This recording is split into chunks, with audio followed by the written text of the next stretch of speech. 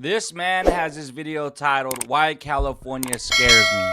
Okay, so I live in California. I'm from California. Born and raised in California. I'm still here. And I don't know if I'm ever going to leave. I would like to leave, but I'm kind of just stuck here for now, you know. But I really want to watch this video and see what he's talking about. Why California would scare him. Why California would scare you, right? Like, I mean, just like any other state, California got its hoods. We all know that. You know, it got its crime going on. It got some murders. It got some robbers. You know, it got a little bit of everything. So what I'm saying is, for someone to say that it scares them, I'm very concerned, and I'm interested to know why it scares them. Okay, so it just popped up on my For You page. It's by Trap University. Shout out to Trap University. All right, cool dude. He makes cool videos. So let's go ahead and watch it now. Please like the video. Please comment. Please subscribe if you feel you want to. And the original link will be down below in the description if you guys want to go check out Trap University. All right, well, let's get in it. Trap, how could you be scared of somewhere that's so sunny? Just look at the sun and the palm trees. It's beautiful. Well, it ain't like that everywhere. First and foremost, before the video continues to go on, California is not sunny and beautiful like you see in LA everywhere. We got towns that are literally like farms, right? We got little ghettos. We got little hoods. It's shicey out here. I would have to say in some areas, it really is grimy and shicey. A lot of tweakers, a lot of crackheads, just like anywhere else. California got it like that too. maybe it's all the conspiracy theories turned reality in Southern California and the mandatory big tech sex parties in Silicon Valley up north. Whoa, buddy. But let's get into it. You know, as a kid, I used to dream about growing up and moving to California because... I don't mean to keep pausing it, but... like, I mean, California's cool, whatever. If you got a dream you want to chase and you're chasing a dream, LA is a good place to go to, is if you're chasing a dream that involves social media, a rap career. You get what I'm saying? Like, anything that you do like that, California, Los Angeles, Hollywood, all that's a perfect place to be, okay? You know, Chicago gets really, really cold. And as a kid, I was blown away by the fact that some people just never had to experience a blizzard at 20 below zero where the city still didn't close the schools. But you know where the fear actually started? What started the fear for me was the fact that as a kid, I couldn't just listen to a song and enjoy it. I always had to understand exactly what the lyrics meant. I was too curious. And I think it was when I was at one of my friend's house playing Rock Band back in the day when I first heard the song Danny California by the Red Hot Chili Peppers. The song was already old at that point, but it was my first time hearing it. And I had no idea who these guys were, but for some reason as a child, I kind of liked the song. So of course, I just had to ruin it by getting on the internet and trying to find out the true meaning of it. And that's when I saw the cover art, which is a bit unsettling. And the song is actually about a girl from the South that moves to California and becomes a wanted criminal, and it just narrates her living a fast life until it ends. But all of that was kind of lost on me. The name of the song and the cover art just made me imagine the story that everyone's heard over and over. A girl coming from a small town trying to live her dream in California that gets caught up in the underworld of LA and put in danger way before she ever reaches her goal. And all right, you guys, so here's the thing about Cali. Yeah, it is cool to come and chase a dream like I said already, right?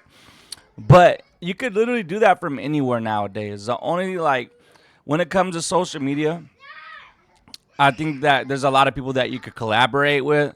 But if you dope and you make cool content, like, you could blow up anywhere. You make good music, you could blow up anywhere. You know how to act, you could blow up anywhere nowadays. The way that the internet is, the way social media is, like, if you show your talent online, you know, your personality and all that, like, someone's bound to see it, and if they mess with it, they're going to reach out to you. That's just how it works nowadays. It's crazy how the internet works.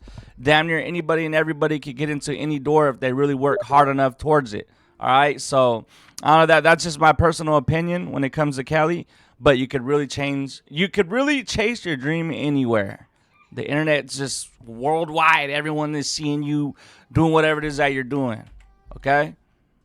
I understand now that that's not really what the song is about, but it was too late. And this is when I think I first discovered what a conspiracy theory was. 20 tabs deep, as a 10-year-old on the internet, I started to wonder, why do so many famous people die in California? Well, I guess that's because so many famous people live in California, but why did they move there? Is it because it's the entertainment capital? Surely that can't be worth the taxes and the gas prices, right? And I just kept scaring myself over and over again. The gas is insanely going up right now, but it's just like, why are you going to sit there and complain about it? There's nothing you could do about the gas prices going up right now, you guys.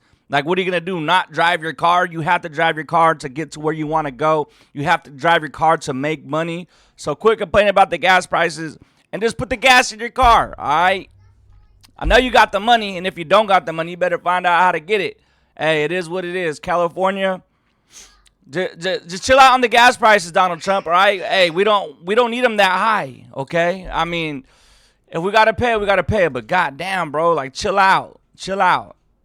More tabs are open concerning California mysteries, like the Viper Room. Dude. Alright, so if you don't know, this was a nightclub on Sunset Boulevard that in the 90s became the main hangout spot for the young new elites in Hollywood, including the young Johnny Depp and young Keanu Reeves. And like everything else associated with entertainers in LA, this place has been the subject of much controversy and mysterious deaths. Like Joaquin Phoenix, this guy. He had a brother. I had no idea. So his brother, River Phoenix, who at this point was a 23-year-old, that had already been nominated for an Academy Award and a Golden Globe, which is a much bigger deal back then than it is now. And on October 30th, 1993, he, his girlfriend, his brother, and one of his sisters all went out to join the Red Hot Chili Peppers, Johnny Depp, and many other people at the Viper Room. But around 2 a.m., when it was officially Halloween, River had to be rushed to the hospital, where he would eventually die due to the multiple substances he consumed inside the Viper Room. Wow. And at least 2 other celebrities in the 90s had to be resuscitated from doing the same thing in this. All right, so when it comes to, they're saying that like Hollywood would kill you, right? Like when you join the Illuminati or whatever it is and you're an actor. Do you guys believe all these conspiracy theories that LA or Hollywood or record labels will like have you off if you're not doing the right thing or if they're not feeling what you're doing? Like how there's even rumors are saying that like Michael Jackson was unalive that way because, you know, they wasn't feeling what he was doing. So they'll drug you up, they'll kill you. Like who are these people that would actually do something like that, right? That's what I'm like, my main concern is. Like, is that really true that LA, the people out there, the higher up, the elites will have you off if you do something wrong that they don't like? Is that something that's real? Or is we all like tripping and like making it look like go way too deep? Club. And then in 2001, Anthony Fox, one of the club's co-owners, was scheduled to testify in court that Johnny Depp had actually defrauded him of millions of dollars in profit. But just before he could testify, he disappeared. And 25 years later, no trace of him has ever been found, except his abandoned truck. Wow. So this, among many other cases of misconduct with celebrities and weird parties, convinced me that California, specifically Southern California, is where people came to sell out. And by sell out, I mean to live in the excess of every vice known to man, and as a result, do anything to obtain money and fame. Rob, Lamar thinks I'm like Cleopatra and I'm going to marry my brother. What? It's not going to happen. You want me? Now, surprisingly, California... Wait, hold on. What was that clip all about? Am I tripping or did she say something about marrying her brother? I'm lost right now. Like, what the hell? California is not the reason the United States has the worst income equality of any developed nation. That would be the South. Because in the South, in addition to wealthy landowners that can trace their family wealth back generations, the South is also mostly 50 years behind the rest of the country as far as wages. I mean, damn, I know the South has a low cost of living compared to California, but it seems like Florida is the only place that wants the population to be able to afford groceries. Like, look at this. And don't let Louisiana fool you. The state doesn't even have a minimum wage. They only pay $7.25 an hour because they have to, since it's the federal minimum. But it should be obvious that California influences much of the country. I mean, if you just think about it, pretty much every brand has a social media campaign sponsored by someone with a big following. Yeah. And all the way back in 2022, there were more people in California that consider themselves influencers than there are people in Hawaii. But that's too vague, right? So more in California that consider themselves influencers. California cleans the first place. In the 2020 study, California had double the number of influencers. Hold on.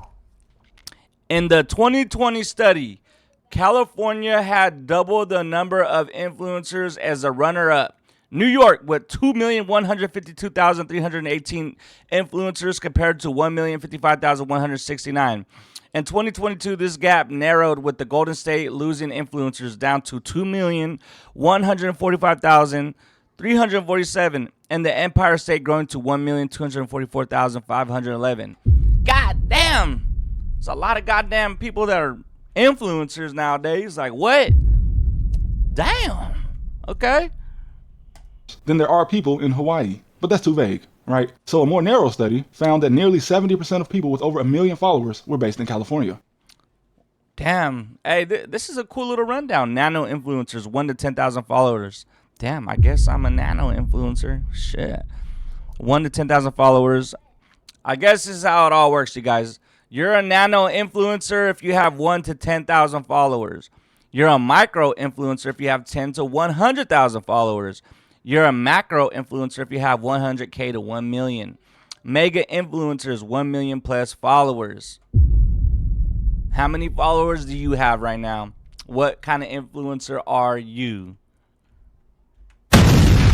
And the study is from 4 years ago, so these numbers have definitely increased. So what that means is, most positive and negative agendas pushed through social media probably originated at some business meeting in LA. Like TikTok, for instance. TikTok has many offices around the world, but according to them, they only have 2 offices that they consider to be their global headquarters. The office in Singapore, which is where the CEO is from, and their LA office, which means that their headquarters in the Western world is Los Angeles. And if it's not already, TikTok is definitely going to be considered in the future as the most influential social media platform of all time, at least until something comes and replaces the amount of influence it already has, if that ever happens. And yeah, the office is technically in Culver City, but it's literally 5.5 miles from South LA. It's this building, 5 floors of just TikTok. But yeah, the mandatory Silicon Valley sex parties that apparently can be beneficial to your career if you participate in them. And it all kind of came to the light around 2017. Now, it's confirmed that Elon Musk was having lunch with Jeffrey Epstein, but that makes a lot more sense when you hear stories from the women that actually worked in Silicon Valley. A lot of these big tech guys were the socially awkward, locked-in college kids that didn't really have time to go to parties or go on dates. But then, all of a sudden, they were billionaires. And instead of having to impress women with pickup lines, they can just now afford to buy people's time. So in 2017, Susan Fowler, who now goes by Susan Rigetti, vented in a blog about her experience working at Uber, which is headquartered in San Francisco. And she explained that pretty much as soon as she was out of training, her new manager sent her a text message saying that he was in an open relationship, and while his girlfriend was having a, quote, easy time finding new partners, he was experiencing difficulty. Oh boy. You know what? And right away, I really want to know where Trap University gets all of this information from. Like,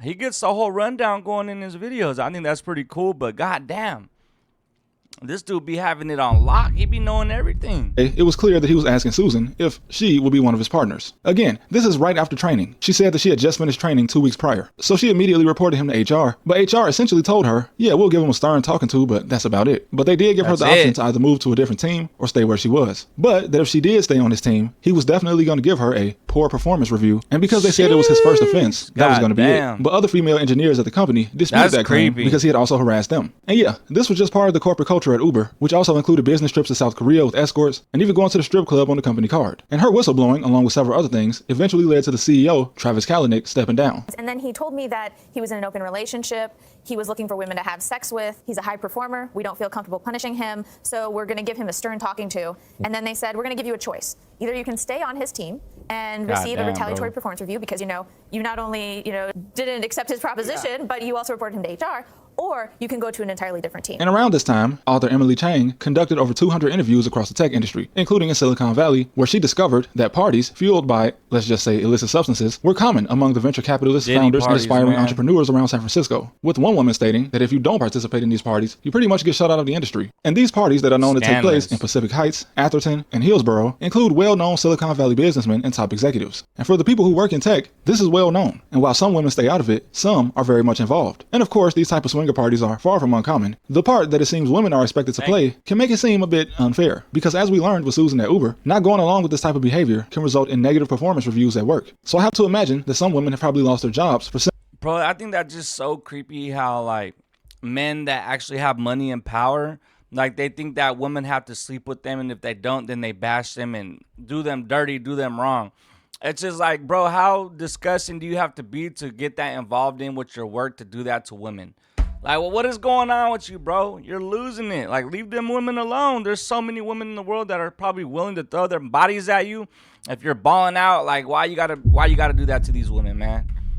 Simply not wanting to engage in sexual relationships with their boss, with one female investor even saying that some of the women were participating to improve their lives, heavily implying that women will be rewarded for going to these parties or going along with this behavior. And I know this type of thing happens all over the world, but in the US, no other place is more known for it than California. But we usually only hear about the events in Southern California involving the entertainment industry. But that's the part that makes it so unsettling. You have all of this money flowing through tech and entertainment in the state, but the guys gatekeeping it all want you to participate in some eyes wide shut activity. And it really makes you wonder what Elon and Epstein were doing after they had lunch. You see, the whole, existence of something like the Bohemian Grove makes it pretty clear that rituals are a fact of life for the elite here, regardless of what these rituals are for. And also, that elites from all over the country, for some reason, chose California to be their meeting spot. I mean, I'm pretty sure Miami, Chicago, and New York are other hotspots, no doubt, but we hear about this type of activity in California so much that it's not even surprising anymore. This is where weirdos get filthy rich, and it's also where the filthy rich get weird. I guess what I'm trying to say is, the people that run the world, not politicians, well, except Gavin Newsom, I guess, but the people we give so much of our time to, the people that decide the future of technology and what apps we use, they have chosen this beautiful place as their meeting ground. And they scare me most of all. As humans, we spend a lot of time on consuming entertainment, and pretty much all of it either comes from here or is funded by something in the state. And the people that migrated here from all over the world to get a piece of that $1 trillion industry,